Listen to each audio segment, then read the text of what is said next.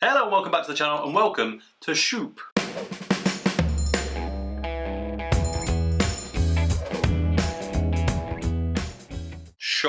Shoop. I'm not really sure on the pronunciation, but last weekend I rather unexpectedly ended up at the Salt Beer Factory Brewery Tap Room, the lot for a pretty, I don't want to say VIP tour because that's probably not the right word, because you probably can buy them but they don't really do them. So anyway, big thanks to John and Lord's Brewing Co, Paul's Beer Reviews. They got invited along because they met the guy who owned it and they let me go with them basically. And I thought what better way to kind of give that another nod is to review one that I've actually had in the fridge for a while. I did say, I think, on a live that we did from the Lord's Brewery last weekend on Paul's channel, that actually before that day I'd never had a salt beer before, and then today I realised I think that's not true. I think I'd had one on a live with some pizza with Slice UK quite a while ago, and totally forgotten about it, to be honest. But anyway, I knew I had this, and I've had it for a few weeks, so really quite interested to get into it. I believe this one is brewed at Salt, was brewed at Salt, but is actually a collab between Salt and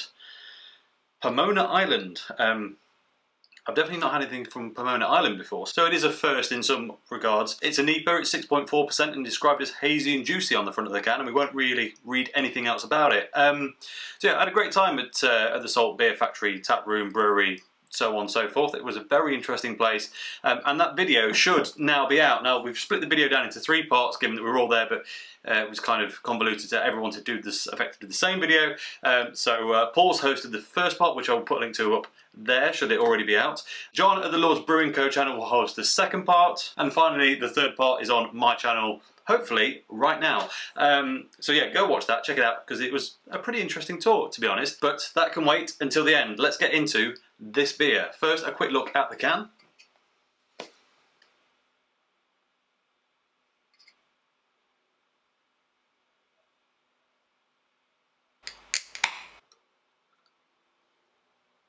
Loads of aroma on the nose, very hoppy,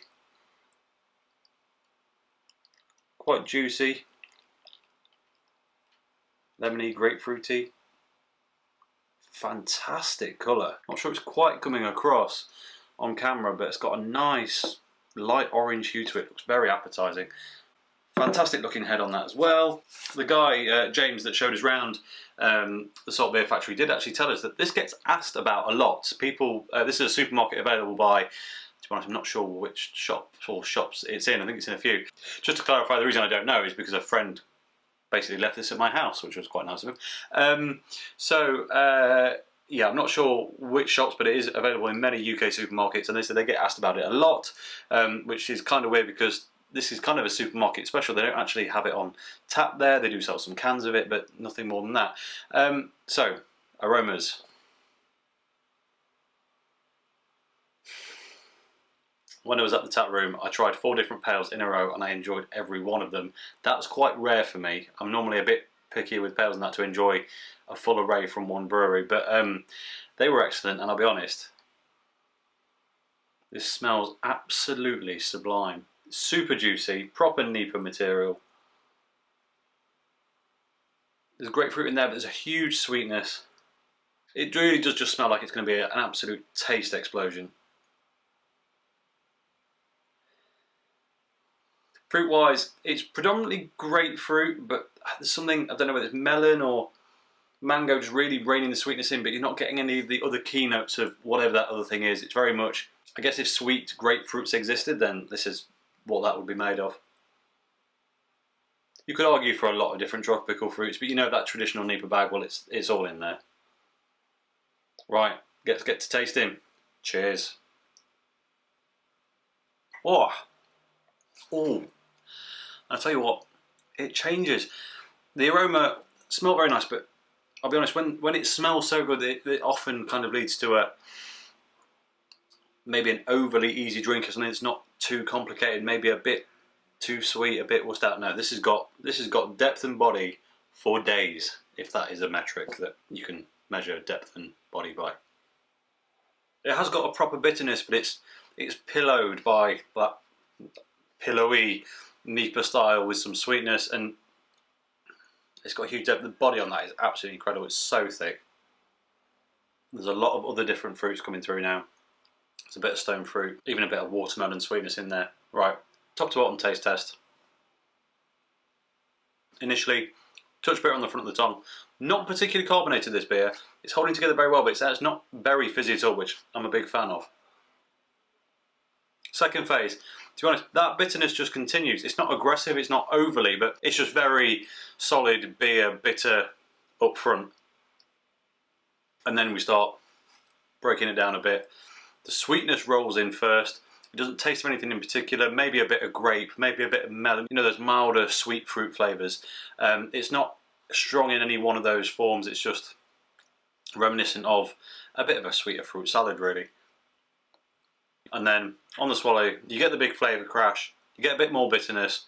Grapefruit really comes through. Quite strong, but also remains sweet. It's not tart in any way. On the finish, bit of drying, touch grassy, I wouldn't say it was piney, touch grassy. And then kind of the aftertaste is some of those stone fruits I was talking about. So there's a bit of plum in there, a bit of apricot maybe, those sorts of things. And then it leaves your mouth ever so slightly dry, but not too much. Overall, that's an absolutely cracking beer. That really is. That's really solid. And I'll be very surprised if there's Citra in this, because there's nothing that gives away, to me at least, that this is going to be headache material. So I expect it's dry hopped, but not overly. Yeah, excellent, excellent. Right, let's take a read on the can. As before, it's Salt and Pomona Island. There's so I don't know if you can see on there, on the top, between the two logos, Salt and Pomona, like salt and pepper, Salt and Pomona Island. I like that. Present Shoop. NEIPA, as I said, hazy, 6.5% juicy. It says, Salt and Pomona Island presents Shoop, a New England IPA packed and stacked with tropical hop aromas. We dipped into our bag of tricks to bring you a juicy NEIPA, smooth-bodied and low in bitterness. Not shy with the dry hop of Vic Secret, Enigma and Motueka. Expect aromas of passionfruit, lime, pineapple and melon. Shoop-ba-doop-ba-doop is what it says at the end. I mean, there's a lot of different flavours going on in there, isn't there, really? I did not get the passion fruit, yet it was sweet.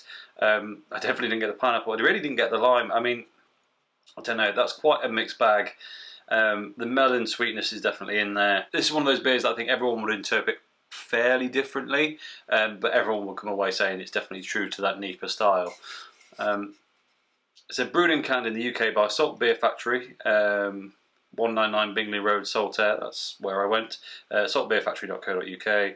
Store chilled, main contains sediment. Maybe the tiniest bit, not much. It's got the ingredients, 2.8 UK units, and that is all that's on there. It's a proper mixed bag, this one, and I'll be totally honest and upfront.